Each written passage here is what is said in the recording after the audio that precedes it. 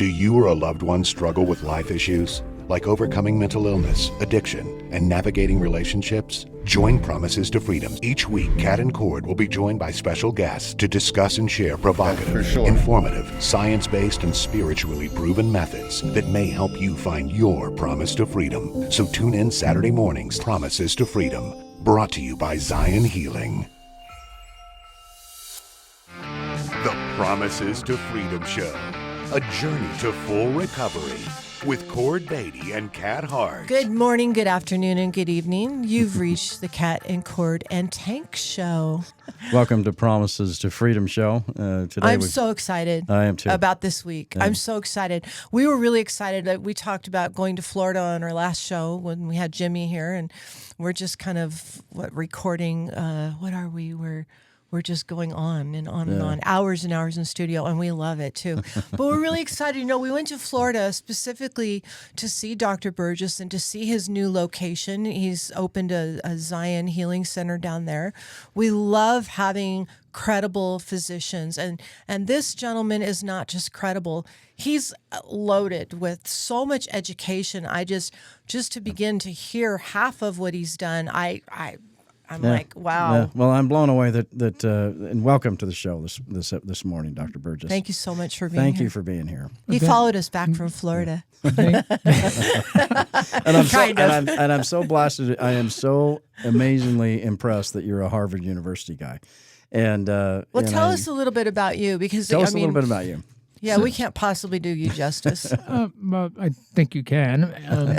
I grew up in New Jersey. I did my undergraduate degree at Seton Hall University in South Orange, New Jersey. I obtained my medical degree from Harvard University, and I did an MBA program at Southern New Hampshire University. Wow. My residency training was in general surgery at Brown University. I also did subspecialty training in pediatric surgery under the subspecialty of ECMO, which is extracorporeal membrane oxygenation. Which is what exactly? What is that? That's where we put newborn on bypass. Wow. So it's used to treat babies who are born with premature lungs. I was born with premature lungs. Wow. Yeah, 7.5 weeks. So they early. don't just put them in an oxygen tank anymore. This is actually a bypass. These procedure. are for babies who failed everything. So This is a baby who's been put on ventilators. They failed ventilators. They're essentially failed all the conventional treatments. At that point, the lungs are not useful, and we put them on a prolonged cardiopulmonary bypass. Wow! And what this does is that it gives their lungs a rest to mature. And once the lungs mature, we can take them off bypass. Wow! The dramatic history of that technique is extraordinary. We took a population with a death or mortality rate of 95% and changed it to a survival rate of 98%. Oh, my gosh. So it was an exciting area that we were involved with, and it was just a blessed time in my life in terms of training. I did surgery for a little bit, then decided to take a break and do some more subspecialty training. So I trained in emergency medicine, went through a program there, and spent quite a bit of time there, about over 10 years practicing emergency medicine. Wow. I decided I wanted to get back into surgery, but not just general type of surgery. I wanted to do more of a specialty training. So I did plastic surgery training for about 3 years, specializing in head and neck plastic surgery.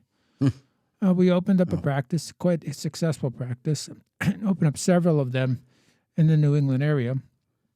And we specialized in vascular surgery, specifically vein disease, as well as cosmetic and plastic surgery.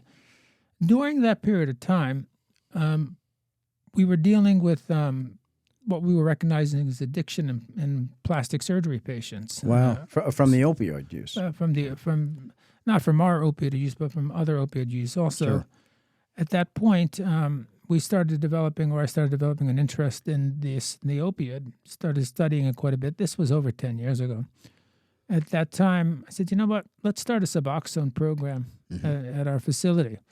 And I was overwhelmed by the need and overwhelmed by the amount of patients that suffer from it and died from overdoses.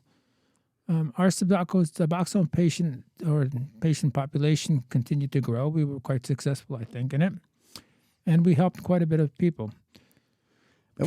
How many patients did you have at this period of time in the New England area? Our total patient population was about 10,000. Oh my No gosh. kidding. That's a lot. That's a lot of folks. We had a good gig at our top time period. I had 6 surgeons working under me. Wow. And so we were kicking. We had a good time. But as one would say, times change, and we start to shift focus. And I said, you know what? It's me and my wife. We talked, and we decided that we always talked about going to Florida. Yeah. So let's go to Florida. But I didn't want to practice surgery. I wanted to get into something I was getting very inspired with, and that was opiate addiction.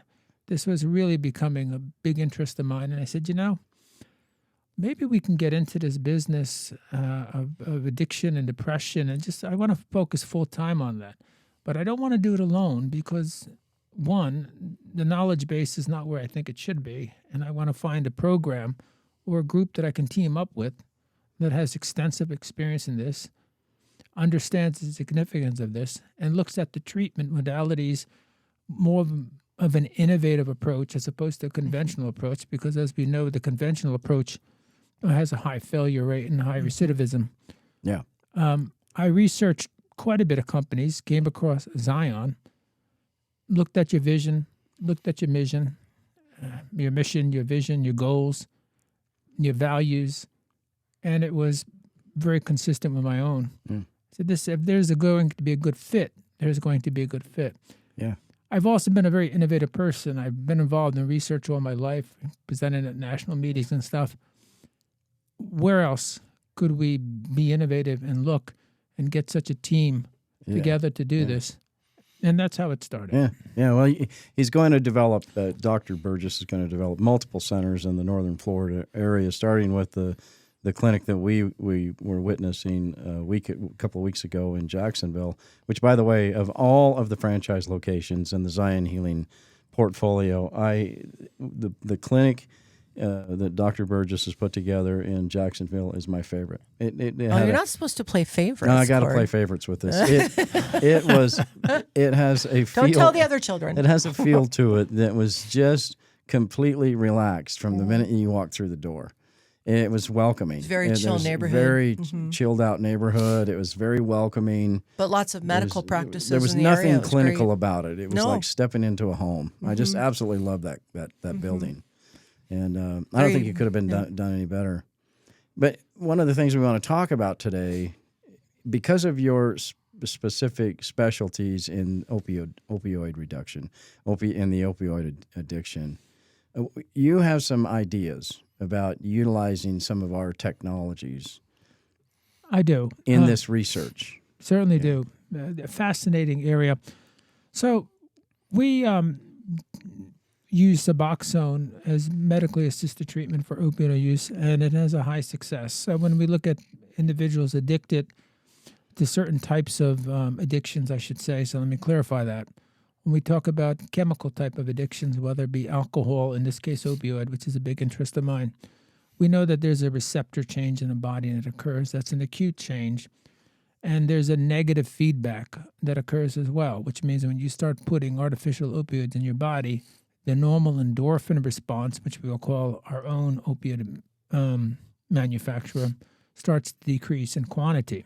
So this negative feedback causes a more of a demand, or more of a craving for the opioids, and the receptor increase from these artificial opioids also occurs. So it's the worst of both worlds. So bad. Now, if I could hitchhike with you for just a minute, does the side effect of opioids is they latch on to these receptors in the brain, and that are the pain receptors, right? And then they shut down a certain part of the brain, which is what? Which part of the brain?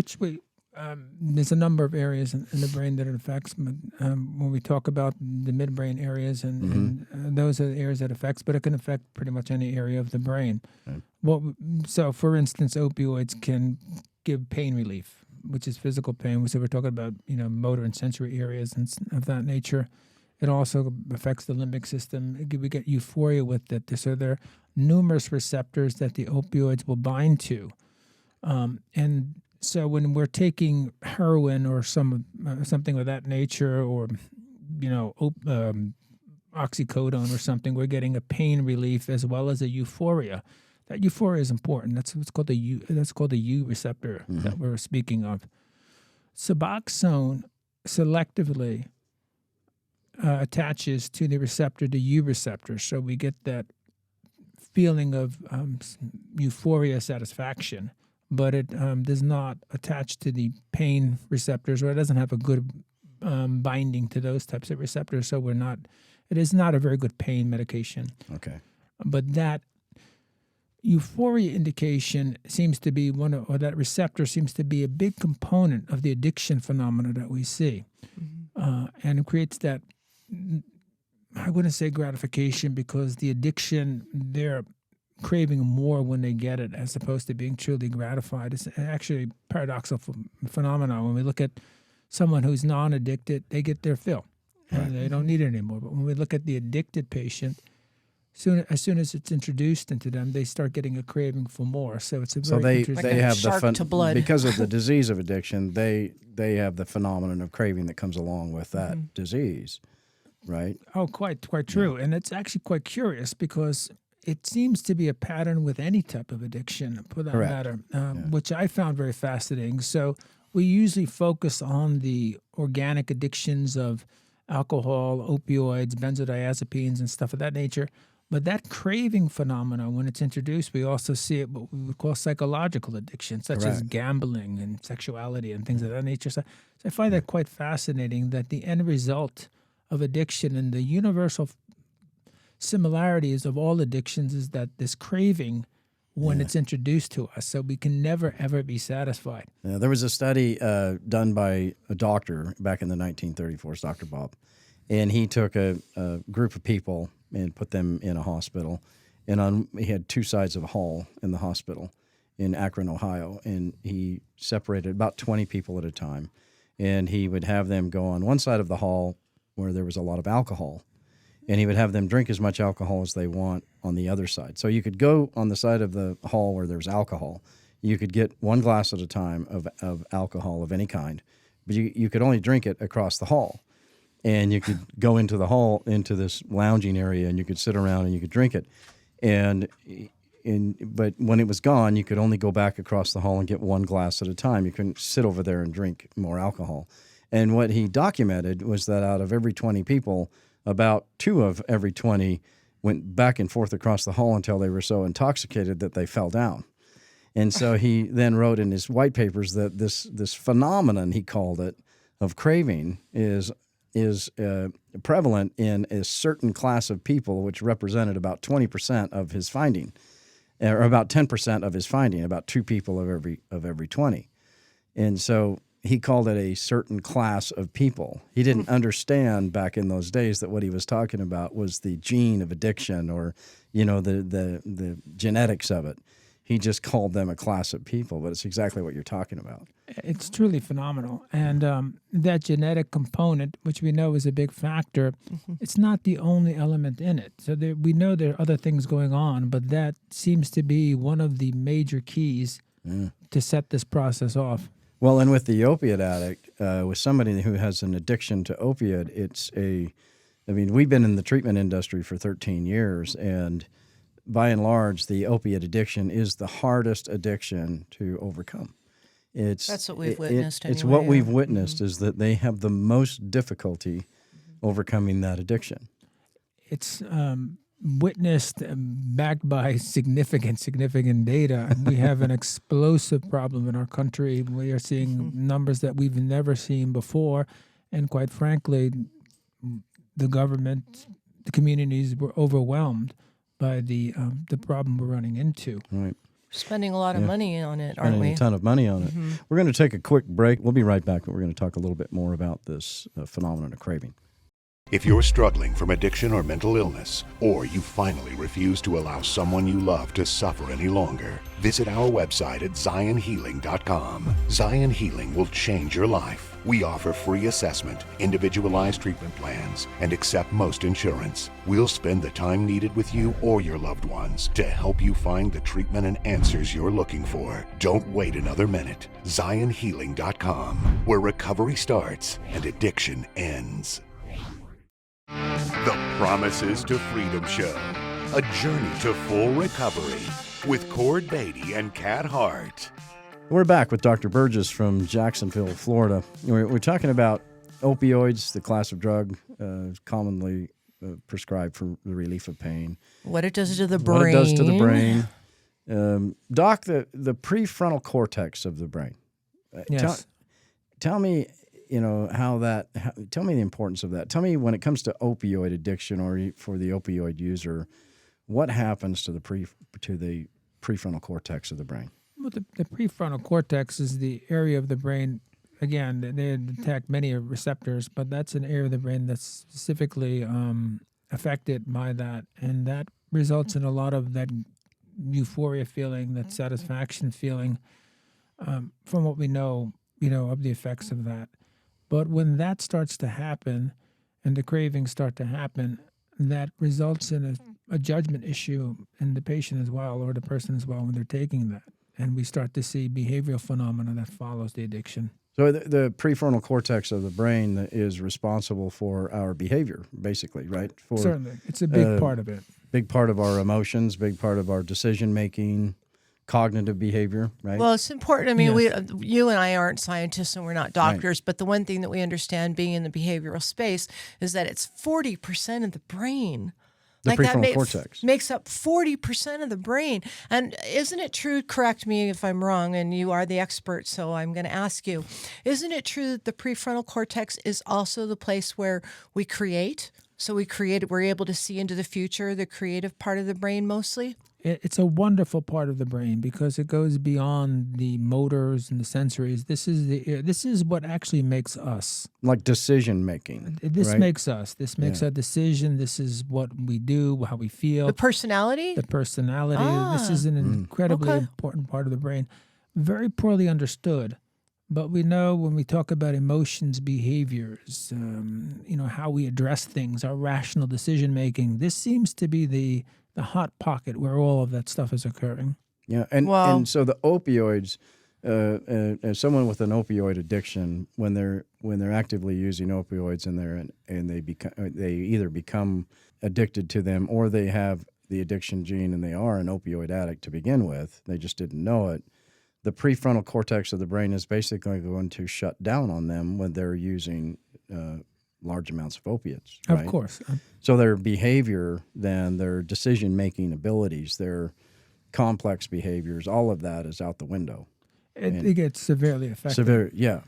I read a report once by another doctor. He did a study on the midbrain, and he talked about the prefrontal cortex of the brain being shut down or severely impacted by opioids. And he talked about the midbrain then becoming the only really true functioning part of the brain at that state.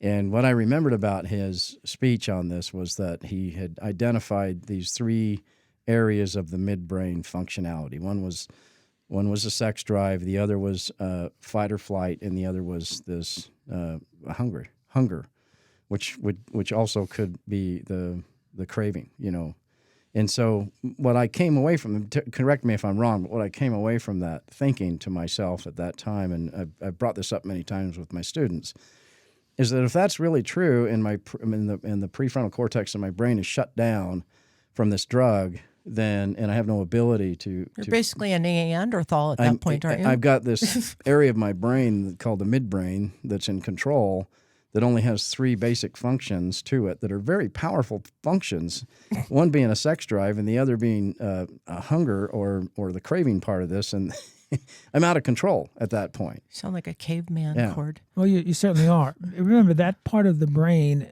is there it's an evolutionary thing. So you see that in mammals, you see that in many animals. It's part of development. So those are unrestrained actions, which means if there's no control, they're just going to happen. the prefrontal area seems to, one, process the information, control the information, judge the information, and then decide how it should be done. So it's really the controller of that whole area of the brain. And So when would you say it's the rational brain then, or that's where rationality comes from, or I would say it is the rational it part is of the brain. Okay. Well, hence, why would a person who suffers from alcoholism like me, even facing severe consequences of another DUI or felony DUI in my case, I had multiple DUIs that led to felony charges and incarceration. And so why would somebody do that if they had any cognitive thinking going, if there was any behavioral, if I could control my rationale, if I could control that. So what you're talking about is exactly what happens to any a person with addiction or alcoholism. If that area of my brain is shut down because of this drug, then of course I'm going to get in my car and drive when I know that, because I don't have the ability to decipher how severe this next round of this is going to be. I'm not thinking about that. I don't have any ability to control my thinking. So I'm behind the wheel of a car, completely intoxicated, rolling down the road again, because that's what I do when I'm feeling good, and I'm feeling good about me, which drug and alcohol do to me. Then I'm in the car taking a drive, going where I want to go, and I'm completely intoxicated. It makes perfect sense. It's 100%. That euphoria that we get from that addictive response that we're talking about, or from addiction, the euphoria we get from that, it shuts down our rational part and the loss of control. And when you talk to patients who suffer from addiction, one of the universal themes is this loss of control. They all feel it, right? I don't have control. I can't stop what I'm doing, and that's because that prefrontal part of the brain has been minimized, and it no longer has the control that it has anymore. So these the other parts of the brain now are overpowering our ability to act. Yeah. And so opiates, and also if I remember right, opioids will bind to the receptors of the brain that are responsible for the dopamine, right? Correct. It affects the dopamine response. We're still understanding. We still have a very naive, basic understanding of the effects of this, because there's more than what we measure. We know that other chemicals are being released. We know that receptor changes are occurring. I would go so far as to say that we know that even the neurologic connections start to change at that point as well, in the way we learn, the way we process things. So I think it has a much more of an effect. We certainly know that the electrical activity of the brain is significantly altered after the use of opioids as well. Is that right? Wow. So I sort of briefly heard about the study that you sort of talked about it peripherally anyway. I'd like to talk more. I know you would too, Cord, and I know Tank is interested in this in this study that you're wanting to do very soon here. Can you talk about that with us? Certainly. So this is, from the long over 10 years experience with Suboxone, one of the... Let me interrupt you for just a second. For our listeners, Doc, can you explain for our listeners exactly what Suboxone is? Certainly. Suboxone is a buprenorphine naloxone combination product that when we take it, it gives us, it binds to those U receptors that are out of control to give us a satiated feeling of satisfaction without the high that we get. So if I was an opioid user and you was to put me on Suboxone to get me off of the opioid use or the heroin use, if I'm a heroin user, then it's going to replace that synthetically, but it's not going to allow me to get high. The buprenorphine does that. Now, It also has a naloxone component to the Suboxone, and that's to prevent you from cheating. Okay. So when if you take that opioid with the Suboxone, you're going to have a withdrawal. Oh, wow. Yeah. That'll correct you. It would precipitate a withdrawal. Yeah, so remember, when someone is addicted, their judgment is off. Yeah. Right. So to say to them, well, I'm just going to give you buprenorphine and I trust you to do this behavior, we know that it's nothing about their moral spirit. We just know that they've been so affected by the addiction that that moral spirit, if you will, in their their prefrontal brain is not kicking in. It's not working. So they're going to be controlled from, by that midbrain area. So they lost control. So they will, and they do cheat, and they'll start to take the opioids. If you're just giving buprenorphine, they'll just overwhelm the buprenorphine and still get their high. So naloxone is important to cause that withdrawal. So they're going to think twice before they take that. Well, that really connects some dots for me, Doc, because we ran inpatient treatment center. We ran a detox center for a long time, and our doctors never really talked to us about what you're talking about. We just knew that if somebody didn't wait 12 to 24 hours from their last opiate use, they were going to get violently ill from the switch over to Suboxone. And we witnessed it over and over again, where guys would come into the center and lie. And I would say, "Do we need to do a detox?" You've told me over the phone on the intake that you were using heroin for the last several years, and no, I've been sober for and maybe this is part of that prefrontal cortex shutdown, where there's no real rationale thinking going on here. When they would tell me who was running a center and lie to me and say, "No, I haven't used for the last week," and I would say, "Are you sure? Because this is going to make you very sick when our doctors put you on this. So I've got to introduce you to our doctor, Dr. So-and-so," and I would make the introduction. And he would have the Suboxone dose there, and he would then ask them, "When was your last use?" And it was, "It's been 2 weeks ago or a week ago." And he would do the same thing and say, "Are you sure? This is going to make you violently ill." And I got to tell you, for those listeners who haven't experienced this and are picking up on this, that maybe are opiate users or addicted to opiate, going from active opiate use to Suboxone without that break that I'm talking about, I don't think I've ever witnessed somebody so violently ill. Yeah. And like hospitalization, going to the emergency room ill. Yeah. It can be quite significant. What's interesting, as you pointed out, which I've always found interesting, asking for the honest opinion in someone who's actively still using, well, the judgment is off. So more than likely, you're not going to get the true story. That's what's most interesting about it. They'll actually make a very poor judgment, no matter how many times you tell them that this is going to cause a reaction. And it happens. And then I remember that because we got into a practice in the detox center of drug testing, of also doing a drug test prior, and then also making them wait for some period of time after intake before they could actually get their Suboxone. Usually the next day, to make sure we weren't making an unannounced visit to the ER. Yeah, we didn't like doing that so much. We're going to take a quick break. We'll be right back. We're talking more with Dr. Burgess from Jacksonville, Florida. If you're struggling from addiction or mental illness, or you finally refuse to allow someone you love to suffer any longer, visit our website at zionhealing.com. Zion Healing will change your life. We offer free assessment, individualized treatment plans, and accept most insurance. We'll spend the time needed with you or your loved ones to help you find the treatment and answers you're looking for. Don't wait another minute. ZionHealing.com, where recovery starts and addiction ends. The Promises to Freedom Show, a journey to full recovery with Cord Beatty and Kat Hart. So we've got Dr. Burgess here from Jacksonville, Florida. As you all know, if you're just joining us, this is an incredible physician who's got lots of accomplishments. So we ask you to go to the website and listen to the beginning of the program so you can catch up. But Dr. Burgess, if you can explain to us, if you don't mind sharing with us, about the research that you're about to kick off.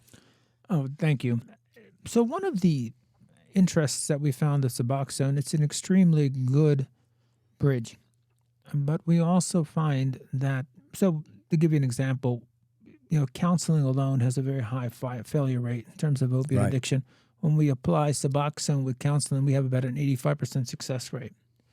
So when we look at the downside of that, it's difficult to get a patient off of Suboxone. So they can be on Suboxone for life. Wow.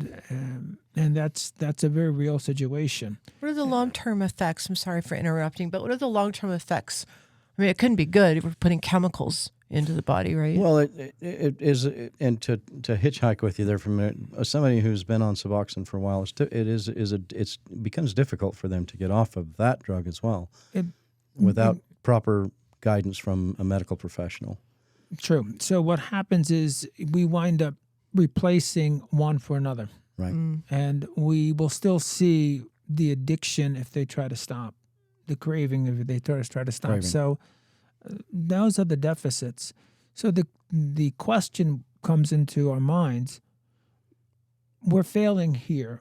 We're getting them to have normal lives. They're doing very well. They're obtaining jobs. That's how we measure it, seeing their families, getting their education.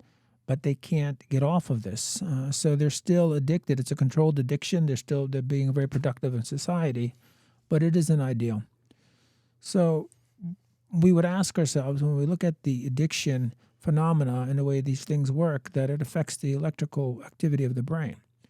And the question from a theoretical nature would be, if we were able to adjust or address this electrical activity of the brain, could we set in the mechanism of the body itself? Because one of the things we learn as a doctor is sometimes it's better to do little than a lot and let the body correct it. So if we were able to manipulate that electrical activity of the brain, would the body then have a feedback mechanism and correct itself? In essence, if we were able to correct the addiction electrical activity of the brain to that of a normal population, would we set in then mechanisms to take away that addiction phenomena, meaning the body itself is going to start addressing its receptor issues, its endorphin response, and other things, and say, you know what, we're going to maintain this electrical activity. Because we know when we look at electrical activity of the brain, that the body wants to maintain what it has, what it considers ideal. And it will trigger responses to the metabolic systems of the brain and other parts of the brain, whether it be the heart, whether it be the digestive system. It's going to affect every part of the brain. So the rationale would be it's going to also affect the receptors and the production of these other compounds, things we don't even know yet. And so the simplistic approach would be, let's see if we can manipulate this activity and cause this response to happen. And you are thinking about using, your idea is to use TMS as a methodology to do that. Transcranial magnetic stimulation, which, just to put it in a simple approach, is using a magnetic field to induce an electrical activity in the brain. So it's doing exactly what we would want it to do. In that specific prefrontal cortex of the brain. And that's what's so beautiful about TMS. We can actually focus that manipulation specifically where we think we need to manipulate it. And that is most attractive. It's the surgical precision. And from my background, that's something that's very appealing to me. So if we can surgically manipulate that electrical activity with TMS, could we create a feedback mechanism, meaning let the body take it from here, where that patient no longer is in need of Suboxone? I love what you're talking about. You know, it makes me think about the quote, you know, there's a method to my madness and a madness to my method. You know, but you know, but it brings that to my prefrontal pull my cortex. hair up. That's what comes to mind. But I love what you're talking about, because if this actually, which for all intents and purposes, what you're talking about using the NeuralStar TMS would make sense to do that. To kickstart that area of the brain that's been shut down for some long period of time, you could revolutionize the entire process of how someone goes from active opioid addiction and opioid or heroin abuse to Suboxone as a methodology of getting them off, as a process of getting them off of those heroin or the opioids or whatever they're using, Percocet, whatever, all the way, and then gradually titrating them down to a point where you use TMS to take them off of all of that seamlessly and painlessly, and you're kickstarting that part of the brain that's been keeping them hooked on the Suboxone as their placebo, or they're satisfying their craving. right? That's what you're talking about. I think this is fascinating. Well, single-handedly actually changing the way that opioids are handled. You may Opioid revolutionize addictions. the entire treatment industry if you could. Well, and if- save the with government that work. millions Yeah. of dollars. Well, God's grace. So the phenomena we would like to see in something that is, to answer that is, if you, and we would see this in the behavior of a patient, right? So if you were able to correct that electrical activity, the patient say, you know what, I don't need this anymore. I'm feeling fine without it. And so we're now starting to see that phenomena that we see in patients that start to get off of things. I don't need this anymore. I'm Right. fine without it. I'm in control without it. That's the key response that we would look for in these patients. Well, as a treatment center owner and as a person who's been an owner of treatment centers, inpatient and outpatient for over 13 years, I could tell you hundreds of cases. I could recite the story I'm about to tell you hundreds of times. But the individuals that are close to me and near and dear to my heart that come through our center, and they would go all the way through our program and become individuals that are then on Suboxone. And even though they've gone all the way through this program, even they haven't done TMS because they were not in the TMS program, but they were in our ILP program or our inpatient program, went all the way through the program, had a spiritual awakening, had changed their entire life. Families come back together. Guy's working and productive again, but he's got this demon in his back pocket called Suboxone in this little cellophane envelope, and he's got to have it with him every day. And I talk to these guys over and over and over again, and I mentor a lot of them, and I say, where are you at on your Suboxone use? And they say, it's just something that I'm not gonna. I am just absolutely They're convinced. too afraid to come off I'm of going it. to be on this. Alternatively, I've had people in our program where, when we were running our inpatient program, where we had in doing their med management in the mornings and in the afternoon, where we would actually get down to using a razor blade to cut a sliver of an under the tongue, fold of Suboxone, tape of Suboxone, and cut a sliver off of that that was so minute that you could hardly see it, and have them put it on the end of their finger and under their tongue, and that was good enough. But take the sliver away from them, and their world would fall apart. They would be in an immediate withdrawal. They would be sweating and almost in convulsions and curled up on a ball on the bed over and over and over again. I witnessed this over and over and over again. How can that small, minute piece of Suboxone be hanging on to you that tight? And it was also, and we all know it was psychological, right? Well, the Yeah. question that I would have for you as a medical professional is how much of that is, placebo? How much of it is, I guess really that's the question. How much of that is really placebo? Essentially, if we look at the science behind it, we would probably say all of that is placebo effect, but could there be some micro amount of that that's causing some effect? I think that's going to be very debatable. Yeah. But we do know that there is a significant effect of dependency that becomes mental. So remember, when Right. we're dealing with the physical addiction, that's not the only part of it. Then there's also a mental component of addiction as well as a behavioral component. So we see the mental component, and that just really brings to clarity the fear that You that bet. person has to go back into that dark place they were at. And they see it as a security blanket. So I would say that when a patient, and that happens frequently, when a patient gets that level, we have to create some form of security that lets this patient know that, hey, you're not going to fall through the hole. We're going to be doing something here that's going to work and make you less addicted. So the TMS, I do think, is going to have a physiologic effect on the brain and cause the effect of control. But I also think you're going to get a wonderful mental response from the patient as well. Oh, I can see it. I can see it where you're talking about it kickstarting that area of the brain that's controlling this, the behavior we're talking about. The compulsive, the compulsive behavior is being, that part of the brain is being kickstarted and to function correctly. Of course, because we know that the brain's activity that we're seeing with addiction, there's more than one thing causing it. We know we know there's the organic component of the opiate receptors, but we also know There's more than that. There's a mental component, a mental control. So when they go to that sliver amount, as you were talking about, we still have the mental component, which we really don't understand very well, that's causing that electrical activity as well, right? Yeah. So when you're using TMS and alternating that entire component, I do believe you start to control the mental part that goes beyond the physical part. So one, you're controlling the mental part, but also you're kickstarting the physical components to control that addiction. What I've known as a recovered alcoholic, I've a recovered individual that suffered for 25 years from alcohol addiction, drug addiction, all of it. Alcohol became a drug of choice for me in my addiction. The difference between the ability to have someone with alcoholism for their ability to get off of alcohol is so much drastically different than the opioid addict.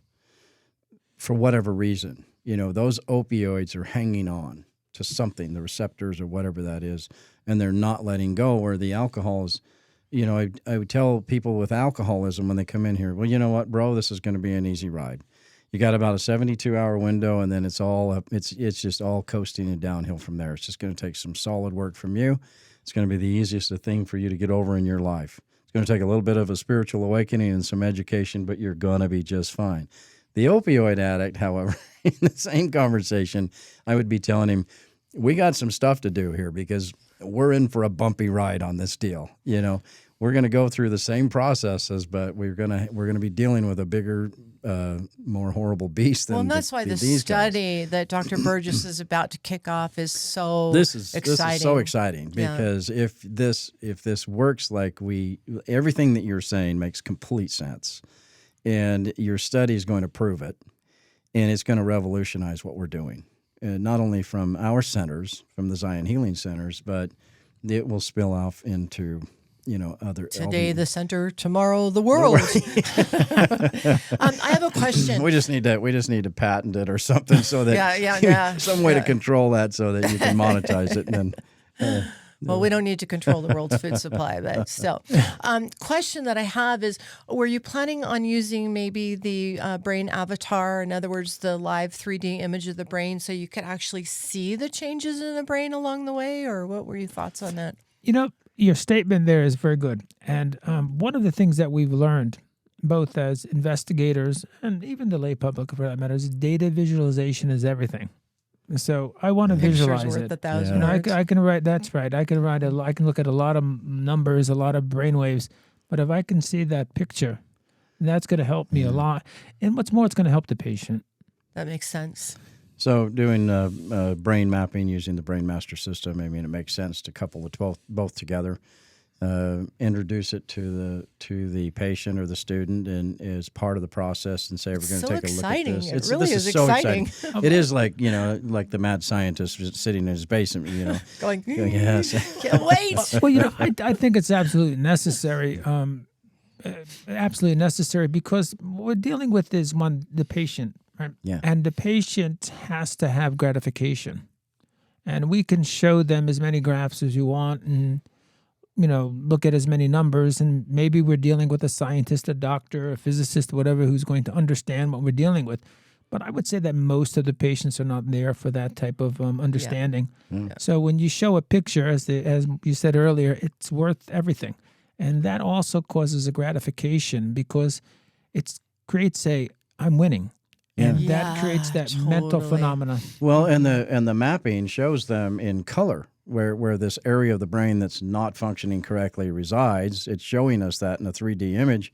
Imagine what you're talking about, using TMS and then being able to do a remapping pre and then during existence of the treatment, but then post treatment, and then be able to visualize that this area of the brain is functioning completely correct and healed, which is what we're after, and is in remission. This is an individual, then you're handing just real hard data to an individual who suffered so much, and they can move forward in their life knowing that they have fully recovered. And the only next step for you is walking on water, Dr. Burgess. Well, that's, I think I'll still be scuba diving. But in terms of what you just said, that's actually quite true. And just to not take too much of the time here, but when we look at the response to addiction and treatment therapies, what's the first thing we realize is a problem? There's almost nothing to measure. Yeah. You can't measure anything objectively. We're limited to surveys. How are you feeling? What's going on with your life?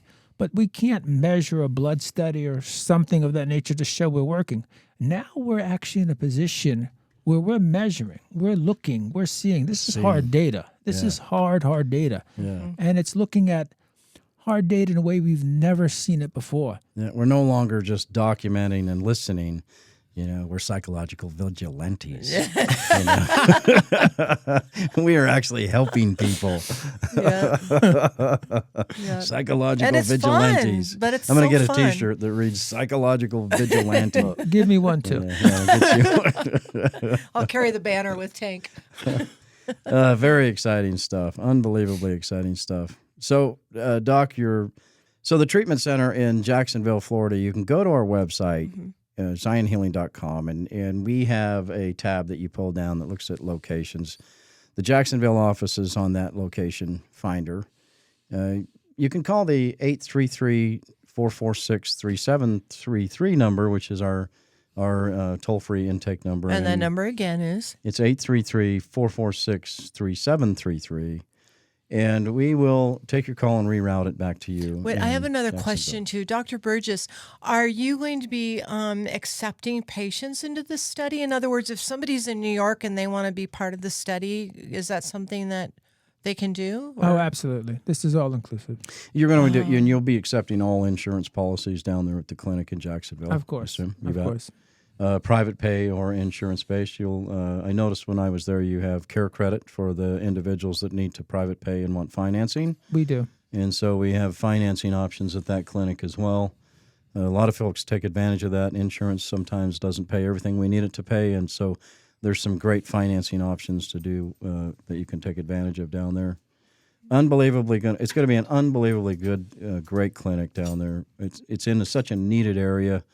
I could tell by the neighborhood down there when I drove through it that this was such a perfect place for you to choose to put this clinic. Mm-hmm. And it was a needed area in Jacksonville. I looked at the demographics of that city as well, and high opiate use in that neighborhood of Jacksonville. And so you've got a great thing going on down there. I just love the fact that you are a pioneer, and it's exciting to me and also very inspirational that you are who you are. You've had a conventional education like a whole lot of other doctors out there, but you're also leading the field of new medicine, which is really caring about the individual and not just treating the symptoms, but actually treating the cause, getting down to it, and creating lives. Not just better lives, but some people wouldn't even have lives if they never met you. Well, that's correct. And so, to commend you for that, we do need to do that because we don't, in the behavioral health, we've been in this industry for a long time. We don't find that many doctors that care the way that you care. Well, they don't want to color outside the lines, and you're all over it. Yeah. You're shiny. They're always usually by the book of doing things with a script pad, and this is the only way to do this, and so it's commendable because it's rare that we find doctors like yourself that are willing to step outside of that and say, I care enough to do something different. And I care about you, and I want you to get well. Mm-hmm. And, instead of come back, keep coming back, that message. And so, it's our hats are off to you, Doc. Well, thank you very much. And again, the spirit of Zion is what drove me to Zion and to work with you all. Yeah. Please send your emails in to us at info@zionhealing.com. Well, we're going to set the world on fire. Upward and onward to the greater cause of mankind, Doc. And if you want to get in touch with Dr. Burgess, you can go to our website and get his contact information for the Jacksonville office for Zion Healing, or you can contact us directly and we will point the emails in his direction. When are you planning on actually kicking off this study? We're planning almost immediately. We're just looking at potential NIH grants to take the financial burden off of patients and other things. And truly, in the spirit of Zion, we want to treat everyone, regardless of financial ability. Next week when we come back, we're going to have Bill Marklis. He's the owner of Brainmaster Technologies. One of the owners? Mm-hmm. One of the owners. His father-in-law was the founder of the company. No, his stepfather. His stepfather That's was all the right. founder I'm of here the to company. correct you. Thank you. It's all good. And Bill's going to be with us, and we're going to be talking about QEEG, or what's the Quantitative electroencephalogram therapy. And he's going to be taking us through brain mapping, the brain avatar system. And what it 3D does. live image of your brain right here, right now. But wait, there's more. I believe you've been introduced to that, Dr. Burgess. I certainly have. Yeah, it's an impressive technology that Bill's put together. We've been doing neurofeedback for a lot of years, but when we met Bill and saw the brain avatar system, it was like night and day difference. From It was the anything brain on steroids. It took me a while to get you to look at it. But what are your thoughts on that, Dr. Burgess? Exciting diagnostics, exciting. There's also a component of the algorithms that actually let us, for the first time, visualize the mid parts of the brain as opposed to the external parts of the brain, which is traditional. Yeah. Quite impressive. The visualization is outstanding. The algorithms and the data behind that, unquestionable. The studies, the quality of what we're seeing, and what we want to do with the system in terms of treating our patients.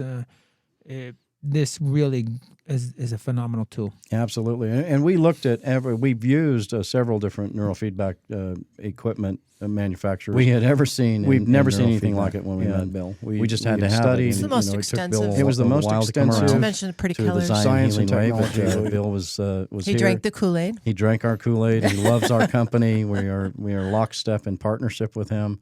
And again, we're going to set the world on fire in neurofeedback. We're excited, super high efficacy level, and that's what we're after, right? I mean, isn't that what we're all after? Well, this is exactly what we would look for: something that diagnostically would be used to look at the results. Replace, basically, again, one of the difficulties in looking at these patients who suffer. And in this case, my interest of addiction, but others as well, is how do we quantitate their improvement? Is there an objective analysis that we can do? And this allows us to actually do that. And besides, as you said, they're pretty colors. I love this guy. We got to have him back. He's my kind of people. We will. We'll do many shows with you, Doc, in the future. But next week we'll be with Bill Markless from Brainmaster until we meet again. Everybody stay safe, stay sober. Happy trails. God bless.